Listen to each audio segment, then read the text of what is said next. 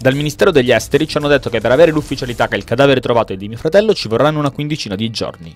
A dirlo è stata Daniela, la sorella di Marco Procopio, l'imprenditore di 36 anni di Locri scomparso nella città brasiliana di Fortaleza il 29 ottobre del 2009 ed il cui cadavere sarebbe stato trovato nei giorni scorsi ad Aquiraz. I sindaci della provincia di Crotone sono scesi sul piede di guerra per l'emergenza rifiuti. Sotto accusa il commissario regionale per l'emergenza ambientale, che oggi ha emesso un'ordinanza che consentirà a molti comuni del Cosentino di scaricare nell'impianto di Ponticelli, mentre quelli della provincia di Crotone dovranno andare a versare nelle discariche di Pianopoli nel Catanzarese.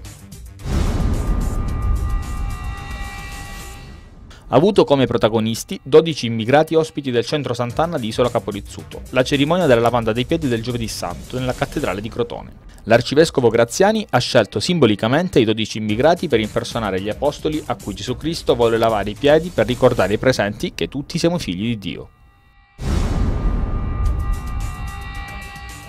È stato illustrato a Catanzaro il progetto Teatro Amico, sostenuto dall'assessorato alle politiche sociali della provincia per favorire lo sviluppo sensoriale e l'integrazione delle persone affette da disturbi psichici. Per creare un momento di interazione fra i pazienti e il mondo esterno, il teatro si è rivelato già l'anno scorso un ottimo strumento di politiche sociali.